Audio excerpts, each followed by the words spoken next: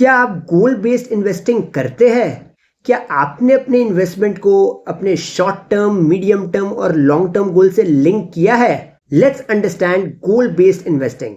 अगर next 2-3 year में आपको कोई इंटरनेशनल हॉलिडे करना है तो ये आपका शॉर्ट टर्म गोल हुआ। इसके लिए हम शॉर्ट टर्म डेट फंड या आर्बिट्राज फंड में इन्वेस्ट कर सकते हैं क्योंकि हमारा टाइम फ्रेम कम है। अगर किसी को 5 इयर्स के बाद कार खरीदना है तो ये उसका मीडियम टर्म गोल हुआ।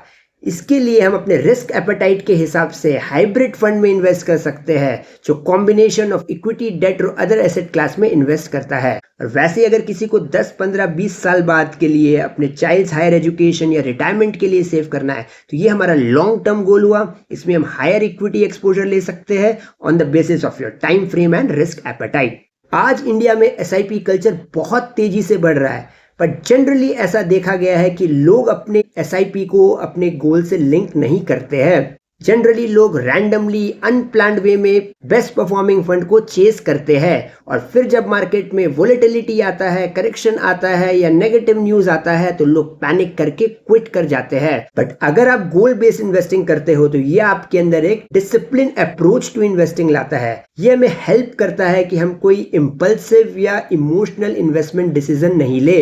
और थर्डली, क्योंकि हमें अपना गोल पता होता है, अपना टाइम फ्रेम पता होता है, तो अपने रिस्क एपेटाइट को फैक्टर इन करके अपने लिए एक अच्छा पोर्टफोलियो बना सकते हैं जो मेरे लिए बेस्ट हो, rather than blindly chasing the best performing fund. जब हम गोल बेस्ड इन्वेस्टिंग स्टार्ट करें तो सबसे पहले अपने से 3 क्वेश्चन पूछे। नंबर 1, मैं क्यों इन्वेस्ट कर रहा हूं, यानी मेरा गोल क्या है। सेकेंडली, मेरा टाइम फ्रेम क्या है, यानी मेरा गोल कितने साल बाद का है। और थर्डली, मुझे अपने गोल के लिए कितना अमाउंट चाहिए। यहाँ पे ये इंपॉर्टेंट है कि हम इन्फ्लेशन को भी फैक्टर इन करें। फॉर एग्जांपल, किसी को अपने चाइल्ड के हायर एजुकेशन के लिए सेव करना है जो 10 इयर्स बाद है, तो सबसे पहले उसे ये फिगर आउट करना पड़ेगा कि उस हायर एजुकेशन का आज का कॉस्ट कितना है, और फिर उसे इन्फ्लेशन को फैक्टर इन करके ये कैलकुलेट करना पड़ेगा कि 10 इयर्स बाद उसका कॉस्ट कितना होगा।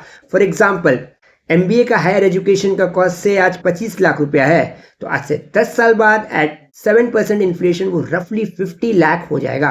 इस तरह से हम अपना टारगेट अमाउंट को कैलकुलेट कर सकते हैं और फिर हम अपना रिस्क एपेटाइट के हिसाब से अपने लिए एसेट एलोकेशन बना सकते हैं और फिर ये कैलकुलेट कर सकते हैं कि हमें मंथली कितना एसआईपी करना होगा ताकि हम अपने गोल को अचीव कर सके। आई होप इस वीडियो से गोल बेस्ड इन्वेस्टिंग को लेके क्लैरिटी आया होगा और हम भी अपने इन्वेस्टमेंट को अपने शॉर्ट टर्म, मीडियम टर्म और लॉन्ग टर्म गोल से लिंक करेंगे ताकि हमारे अंदर एक इन्वेस्टमेंट डिसिप्लिन आए और हम अपने लाइफ के वेरियस गोल को अचीव कर सके। Thank you.